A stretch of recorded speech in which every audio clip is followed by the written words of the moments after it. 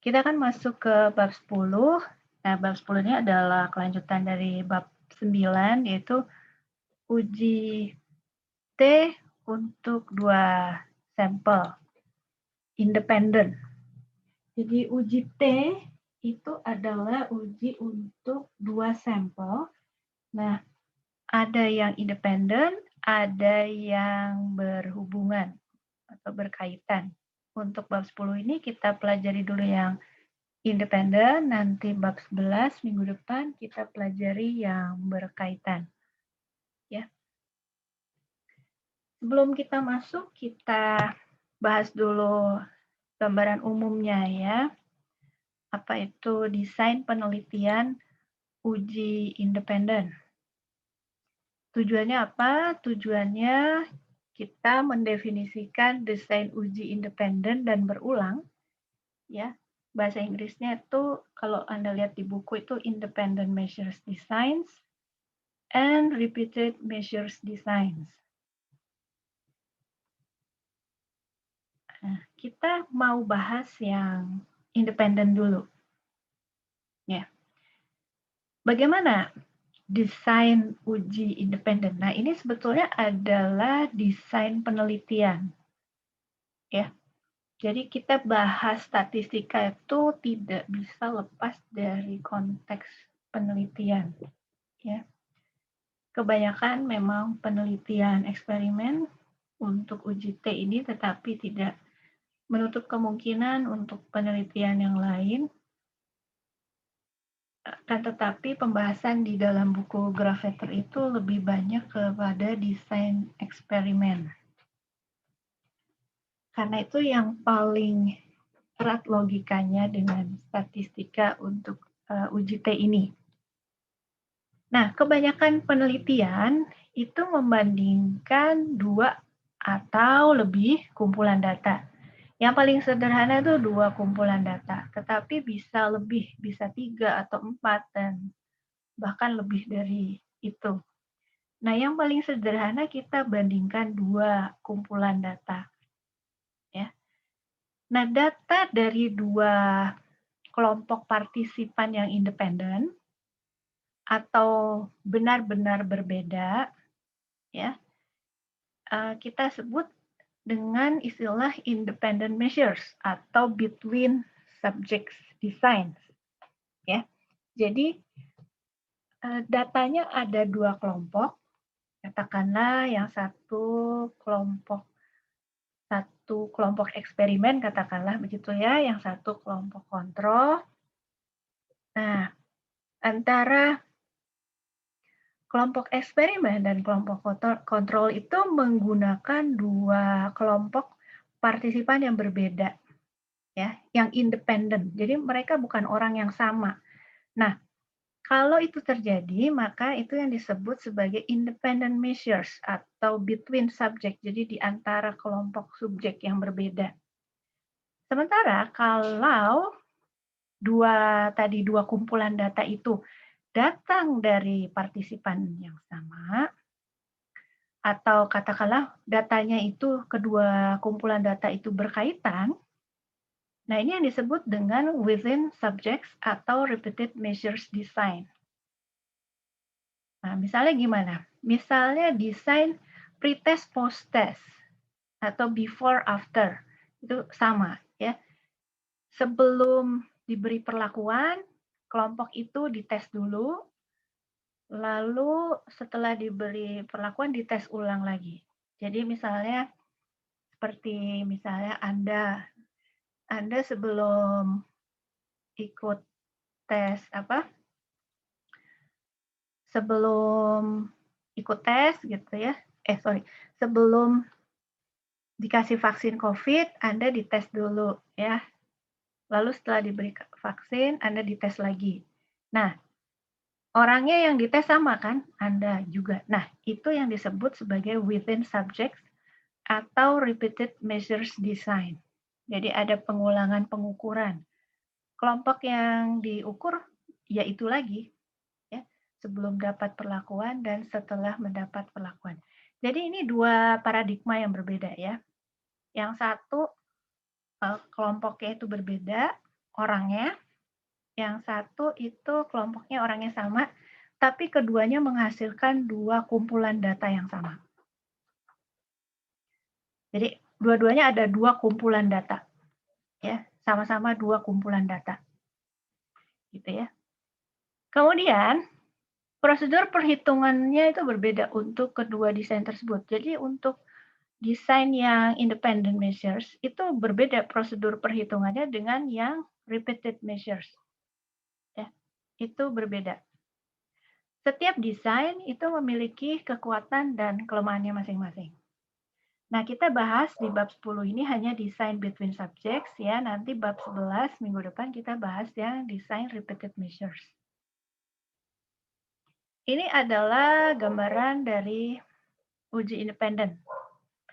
Katakanlah kita punya 2 kelompok populasi ya. Yang satu misalnya dikasih metode pengajaran tipe A. Kelompok yang kedua dikasih metode pengajaran tipe B. Nah, kita nggak tahu populasi ini rata-ratanya berapa, populasi ini juga rata-ratanya berapa, kita nggak tahu. Gitu kan ya, kalau kita peneliti kan populasinya tuh seperti apa, gambarnya kita nggak tahu. Yang kita tahu tuh cuma sampel, yaitu sampel A, dan yang ini sampel B. Nah, dari sampel ini kita bisa hitung rata-ratanya. Kita dapat M. M untuk kelompok A, M untuk kelompok B. Nah, ini yang bisa kita uji. Apakah dia berbeda. Nah, ini kelompok ini dengan ini tuh berbeda ya. Jadi benar-benar independen, tidak ada kaitan sama sekali. Ya, ini dari populasi A, ini dari populasi B. Itu gambaran logika untuk yang independen. Asumsinya apa? Observasinya harus independen, ya tidak boleh antara sampel A dan sampel B itu berkaitan, nggak boleh. Kemudian kedua populasinya itu harus berdistribusi normal. Terus kedua populasi yang menjadi sumber sampel itu juga harus memiliki varians yang sama. Ini istilahnya adalah homogenitas varians. Ya. Jadi kalau Anda lihat di buku, nanti homogeneity of variance itu maksudnya ini. Jadi kedua populasi tadi, si populasi ini dan ini, itu harus memiliki varians yang sama. Oke, kemudian bagaimana rumusan hipotesis nol dan bagaimana uji T independen itu? Hipotesis nol dan uji T independen. Hipotesis nol untuk uji independen tuh begini. H0 ya, mu1 kurang mu2 sama dengan 0. Itu kalau H0-nya benar ya. Berarti antara populasi yang satu dengan populasi yang kedua itu sama persis mu-nya. Kemudian hipotesis alternatifnya mu1 dikurang mu2 tidak sama dengan 0. Ini sama dengan mu1 tidak sama dengan mu2. Itu sama. Ya, itu rumusan yang sama. Bisa ditulis mu1 kurang mu2 tidak sama dengan 0 atau mu1 tidak sama dengan mu2. Itu sama. Hanya yang penting kalau kita pakai yang seperti ini modelnya, maka model hipotesis penelitiannya gitu ya, itu seperti ini. Kemudian struktur statistik uji T-nya tidak lagi M kurang mu begitu ya, tapi sekarang karena kita punya 2 kelompok, jadi ada M1 dan M2 kan. Mu-nya juga ada 2, mu1 dan mu2. Kalau yang sebelumnya kan kita cuma punya 1 M dan 1 mu. Sekarang kita punya 2 kelompok jadi M1, M2, lalu mu1, mu2. Nah, yang di bawahnya ini juga jadi gabungan. M1 kurang M2. Ya. Oke, ini adalah estimated standard error gabungannya. Nah, estimated standard error itu karena digabung sekarang ada 2 kelompok ya. Itu kita pakai rumusnya sama seperti yang sebelumnya.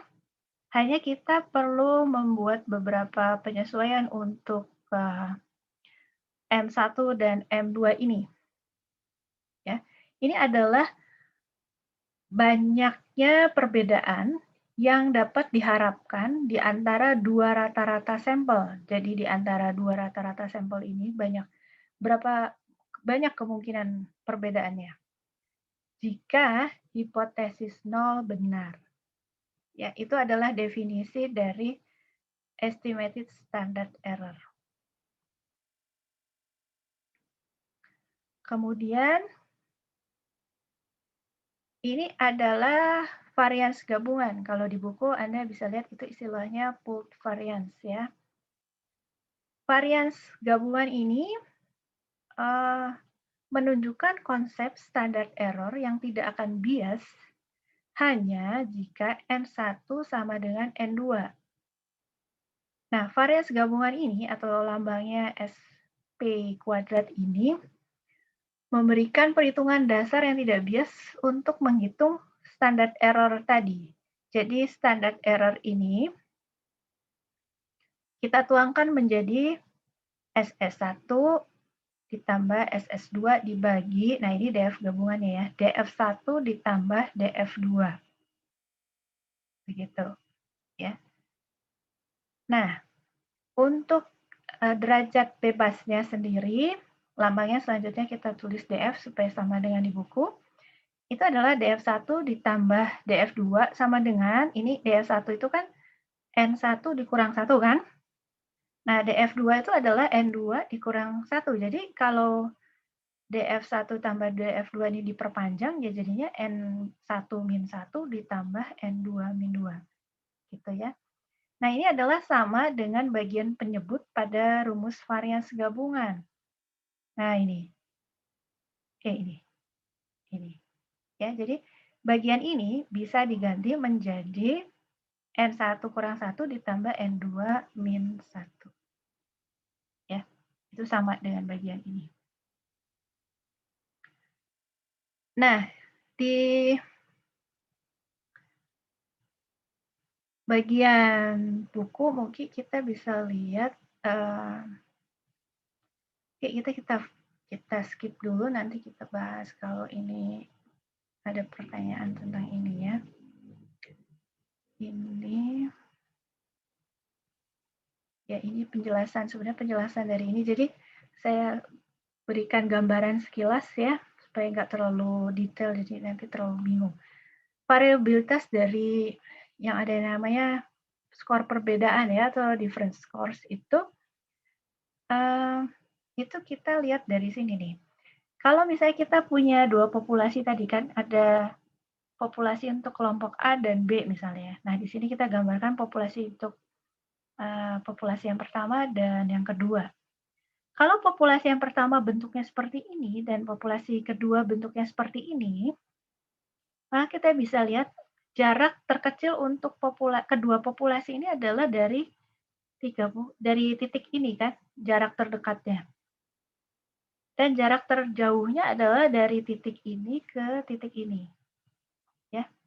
Nah, ini yang dimaksud dengan ini, variabilitas dari difference scores. Jadi kita bisa dapat data yang bervariasi dari skor perbedaan ini. Nah, antara sampel itu kan akan diambil dari kemungkinan ini dan ini, gitu kan. Jadi data sampel kita rata-ratanya itu bisa bervariasi di antara jarak ini dan ini. Kira-kira gitu maksudnya. Ya. Itu yang dimaksud dengan perbedaan rata-rata itu variasinya kemungkinan apa. Jadi tidak mungkin dari sini ke sini, tidak mungkin karena sampelnya kan pasti ada di antara ini dan ini. Tuh, ya. Kemudian untuk estimated standard error ini untuk perbedaan di antara 2 rata-rata tadi, ya. Kalau yang ini tadi, nah ini kita uraikan ke dalam rumus-rumus yang lebih detail ini, maka kita akan mendapatkan rumus seperti ini. Jadi SS1 apa, varians yang pertama tadi sorry. Nah, ini ya diingat-ingat ya, varians 1 dan varians 2 ini kita buat gabungan. Jadi varians gabungan dari kelompok 1 dan 2 ditambah ini juga ya, varians gabungan dari kelompok 1 dan 2. Nah, ini bisa diurai lagi menjadi lebih detail ya dalam bentuk yang tadi. Nah, ini ya. Jadi ini bentuknya sama, cuma kita buat lebih sederhana aja. Sekarang bagaimana cara menguji hipotesis dengan menggunakan uji T independen? Bagian ini kita mau bicara soal bagaimana menggunakan uji T, lalu melakukan uji hipotesis ya pakai uji T. Coba kita lihat di buku ada contoh 10.2. Kita bisa lihat di buku ya, sudah saya terjemahkan di sini. Saya bacakan soalnya. Penelitian menunjukkan bahwa orang cenderung berperilaku tidak jujur dan memikirkan diri sendiri di dalam lingkungan yang gelap ketimbang yang dalam penerangan baik. Ini penelitiannya Zhong, Bone, dan Gino tahun 2010. Nah, dalam satu eksperimen, berbeda dengan penelitian Zhong, Bone, dan Gino ini ya, ada eksperimen lain. Partisipan diberi satu set puzzle, puzzle berisi 20 keping ya, dan akan dibayar $0,5 jika dapat menyelesaikan puzzle itu dalam kurun waktu 5 menit. Namun demikian, partisipan itu melaporkan performanya sendiri, jadi nggak ada pengawasnya gitu ya. Jadi dia melaporkan apa hasilnya sendiri, dan nggak ada metode yang jelas untuk mengecek apakah dia jujur atau enggak. Kemudian, lanjutannya, dengan demikian, tugas tersebut membuka peluang untuk ketidakjujuran dan kemungkinan untuk menerima uang yang tidak semestinya. Satu kelompok partisipan itu diuji di ruang dengan penerangan yang redup, dan kelompok kedua diuji di ruang dengan penerangan yang baik. Jumlah puzzle yang dilaporkan itu selesai dicatat, ya. Jumlah puzzle yang dilaporkan selesai itu dicatat untuk tiap individu. Data berikut dibuat serupa dengan penelitian itu. Jadi ini data berikut ini bukan data dari penelitian itu, tapi dibuat serupa. Ya, ini adalah jumlah puzzle yang selesai. Ini ruangan yang terang, ini ruangan yang redup. Ya, ini data untuk yang di jumlah keping puzzle yang selesai untuk di ruangan yang terang, dan ini data jumlah keping puzzle yang diselesaikan di ruangan yang redup. N-nya 8, di sini N-nya 8. Kalau kita hitung, ini rata-ratanya 8 dan SS-nya 60. Yang di sini kalau kita hitung M-nya 12 dan SS-nya 66. Nah, bagaimana kita menjawab pertanyaan tadi? Ya. Kita buat dulu hipotesisnya. Dan kemudian kita tentukan level alfanya. Ya. Hipotesis nolnya mu1 kurang mu2 sama dengan 0. Ini artinya tidak ada perbedaan ya antara kelompok yang dari ruangan yang terang dan redup. Sementara H1-nya atau hipotesis penelitiannya mu1 dikurang mu2 tidak sama dengan 0. Ya, tidak ada perbedaan. Maaf, ada perbedaan ya di antara kelompok yang berasal dari ruangan yang terang dan kelompok yang berasal dari ruangan yang redup. Lalu alfanya kita tentukan 5%. Nah, catatan, ini kan uji untuk dua arah ya. Boleh kita pakai uji satu arah ya, boleh, bisa digunakan dan nanti akan bisa menentukan apakah partisipan dalam ruangan yang redup itu memiliki skor yang lebih tinggi atau lebih rendah. Kalau kita pakai uji satu arah, maka rumusan hipotesisnya tidak lagi mu1 kurang mu2, tapi nanti bisa menjadi mu1 lebih besar dari mu2. Salah satu sudah ditentukan dia menjadi lebih tinggi atau lebih rendah. Nah, di sini kita coba dulu ya uji dua arah.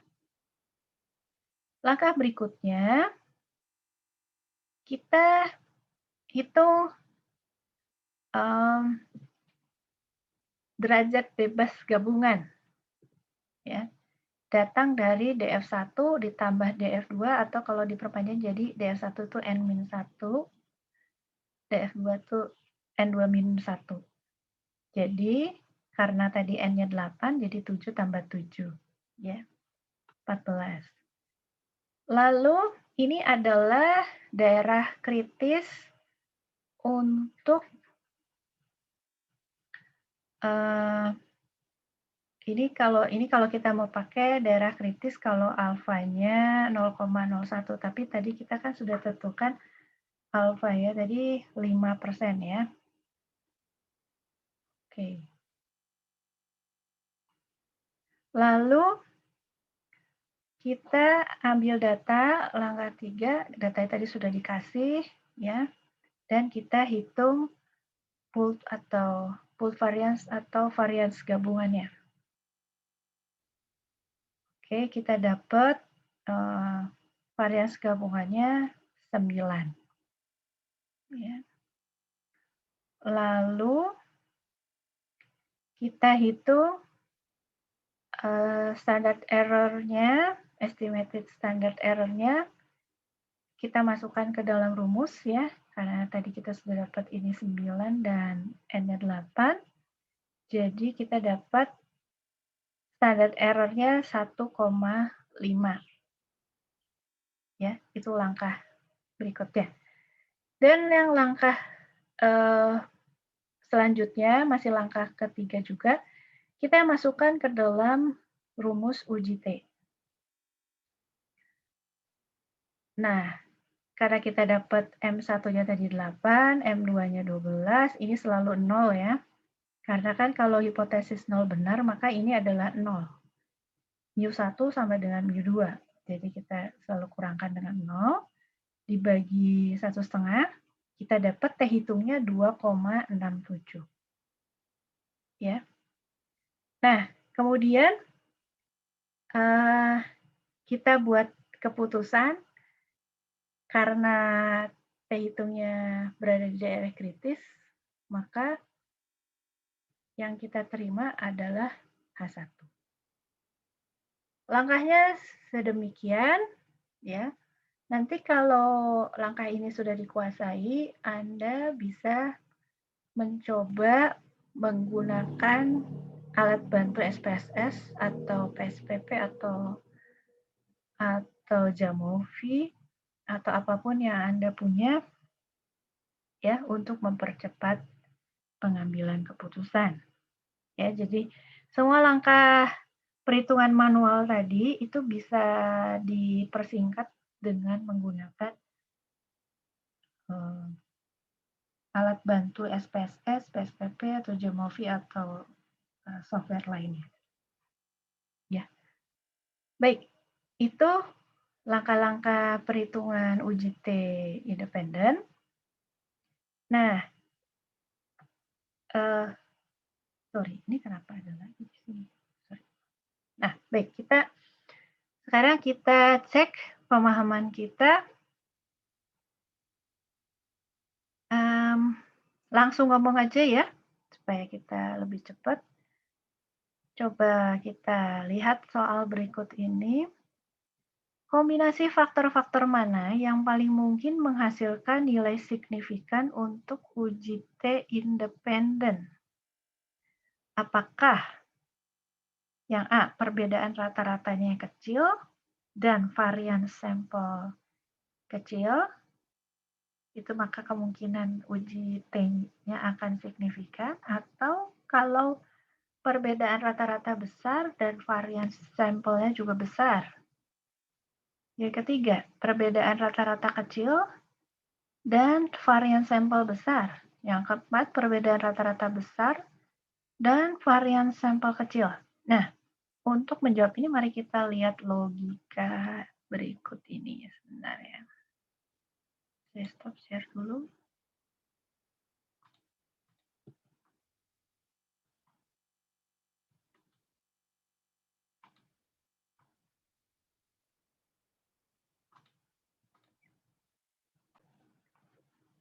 Nah, untuk mendapatkan pemahaman mengenai yang tadi, kita harus kembali ke rumus uji T ini. Kita ambil logikanya dari rumus uji T ini. Apakah kalau perbedaan rata-ratanya ini, rata-rata sampel ini besar, maka kemungkinan T hitungnya itu nanti akan menghasilkan hasil yang signifikan? Atau jika perbedaan rata-ratanya ini kecil, baru akan menghasilkan hasil yang signifikan? Itu dulu, bagian itu dulu. Ya, jadi dari yang ini dulu. Apakah perbedaan rata-ratanya sebaiknya kecil atau besar supaya kita dapat menghasilkan nilai uji T yang signifikan, T hitung yang signifikan nanti ya. Itu dulu, nanti baru kita bahas yang varian sampel. Nah, lihat dari sini. Menurut Anda, kira-kira yang akan menghasilkan hasil yang signifikan, apakah perbedaan antara M1 dengan M2 ini harusnya kecil atau besar? Silakan. Menurut Anda gimana? Mana yang akan menghasilkan hasil signifikan?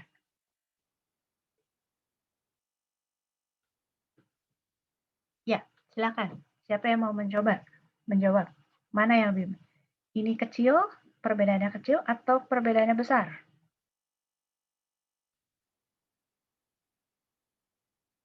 Nah, sebelum kita sampai ke sini, juga kita bisa berpikir begini.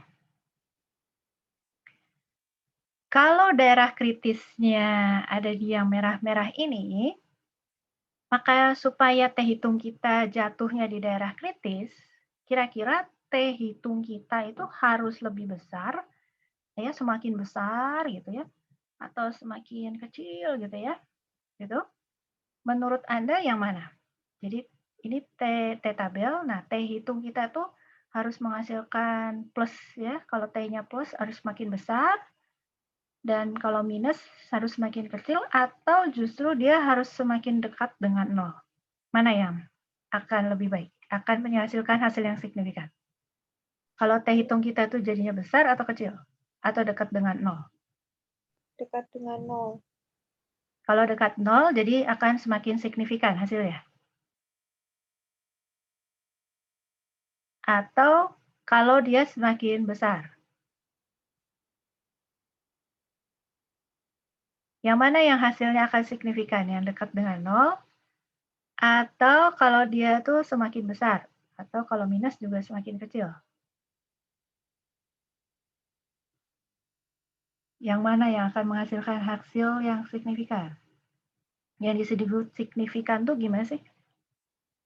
Ketika T hitung itu ada di mana? Kenapa? Ada di zona daerah kritis. Nah, kalau daerah kritis tuh yang dekat nol apa yang diarsir merah-merah ini? Yang diarsir di merah-merah, Bu. Ya, yang diarsir merah-merah. Berarti kalau begitu, T hitung kita itu harus kalau di sini besar sekali, atau kalau min berarti min kecil sekali, gitu nggak? Iya, Bu. Ya, betul ya. Jadi T hitung kita tuh harus sangat besar, gitu, atau kalau minus sangat kecil. Nah, sekarang kita lihat rumus yang ini tadi. Nah, untuk menghasilkan T hitung yang sangat besar, atau kalau min ya, min yang sangat kecil, maka M1 kurang M2 ini harus menghasilkan perbedaan yang besar atau kecil, supaya hasil T hitung ini besar. Atau kalau min kecil sekali minnya. Apakah M1 dan M2 ini harus mirip-mirip gitu ya, sehingga deviasinya atau difference-nya ini kecil, atau harus gede sekali perbedaannya antara M1 dan M2? Supaya T hitungnya besar.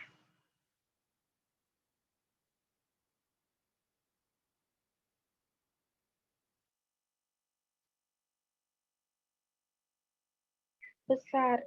Harus besar ya perbedaannya ya. Ya enggak? Bu. Tuh, setuju ya? Kalau M1 kurang M2 itu perbedaannya sangat besar, baik entah M1 atau yang lebih besar atau M2 yang lebih besar, kalau ini jaraknya sangat besar, maka nanti hasil T hitung ini akan menjadi besar, karena mu ini kan pasti 0 ya. Gitu? Gitu kan? Jadi, untuk yang ini, yang mana yang mungkin? Yang A, B, C, atau D? B sama D. Betul, antara ya B atau D, gitu kan? Yang rata-rata besar. Sekarang kita lihat yang varian sampel. Apakah varian sampelnya harus besar atau varian sampelnya kecil? Nah, kita kembali ke yang tadi. Varian sampel kan ada di sini. Nah, supaya hasil T hitungnya itu besar, varian sampelnya ini harus semakin besar atau semakin kecil? Kecil. Betul. Supaya kalau di sini kecil, maka hasil pembaginya akan membuat T menjadi besar. Gitu kan ya? Berarti yang mana dari antara B dan D ini yang benar? D. Yang D. Ya, yang ini ya. Jadi, kita baca lagi soalnya ya.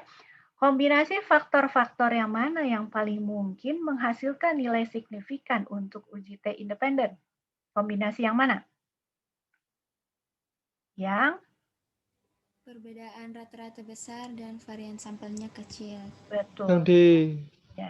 Ya, kalau rata-ratanya itu semakin besar, kemungkinannya kita mendapatkan hasil yang signifikan itu juga akan semakin besar. Dan yang kedua, varian sampelnya semakin kecil. Bagus. Baik, mari kita lihat learning check berikutnya. Ya, ini jawabannya betul sekali. Coba kita lihat, apakah pernyataan berikut ini benar atau salah?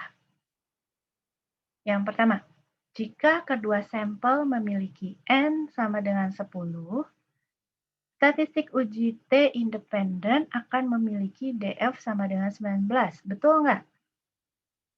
Tadi gimana cara menghitungnya? Coba kita lihat yang tadi.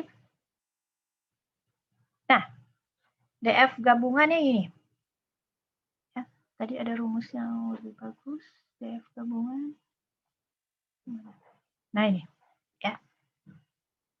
Kalau DF gabungannya itu adalah DF1 tambah DF2, dan setiap DF itu adalah N1 min 1. Ya, jadi DF2 adalah N2 min 2. Itu kita kembali lagi ke soal tadi. Nah, jika kedua sampel memiliki N sama dengan 10, berarti N1 10, N2 10. DF-nya apakah menjadi 19?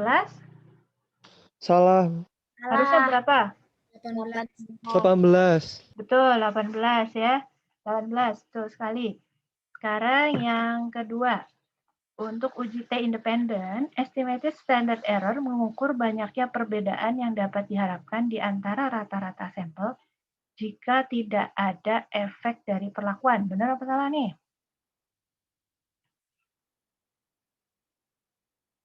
Benar apa salah? Nah, ini kita kembali ke konsep tadi. Apa itu estimated standard error?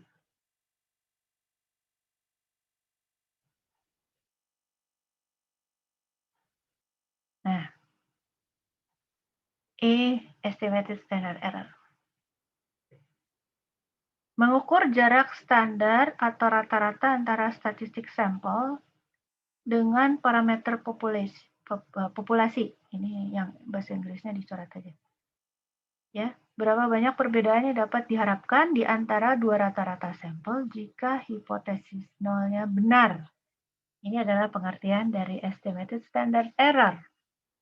Berarti pertanyaan yang tadi benar atau salah? Benar apa salah? Benar, Bu. Benar, Bu. Benar sekali ya. Itu adalah interpretasi dari estimated standard error yang akurat. Ya. materi kita udah sampai di sini dulu. Ada pertanyaan? Bu, saya mau bertanya. Silakan. Yang menghitung T tadi itu kan Yang mana ini? mu1 ya. Yang mu1 min mu2 itu mesti 0 atau gimana, Bu? Iya, karena ini tadi konsepnya ada di depan. Ini. Karena kalau hipotesis nolnya benar, maka mu1 itu sama dengan mu2. Ini adalah konsep. Jadi, sudah dijelasin.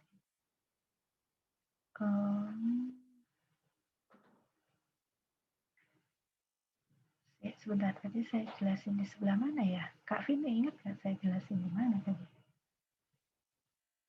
Nah, gini. Jadi itu sebuah konsep. Kalau hipotesis nolnya itu benar, maka populasi ini, mu-nya itu sama dengan ini.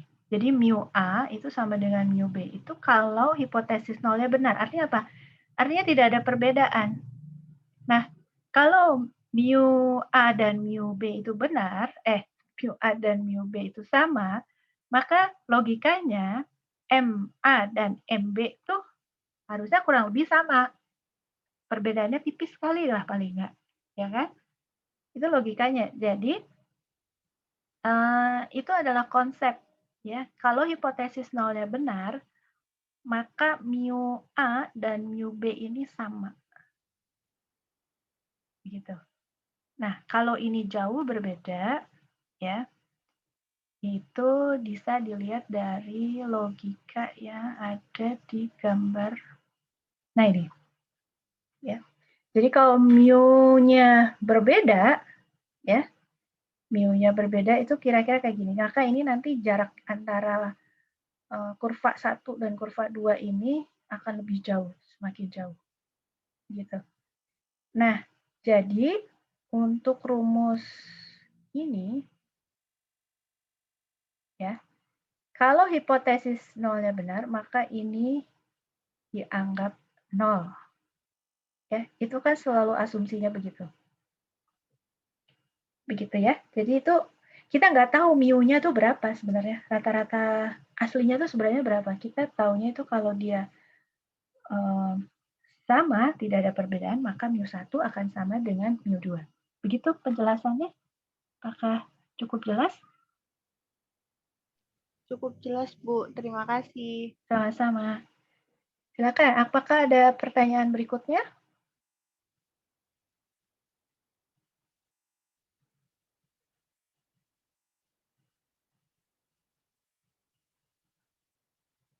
Bagaimana? Mau mencoba membuat soal-soal supaya lebih jelas? Atau masih ada bagian yang mau ditanyakan?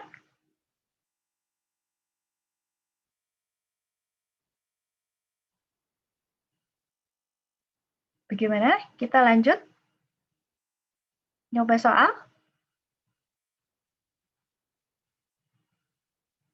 Halo?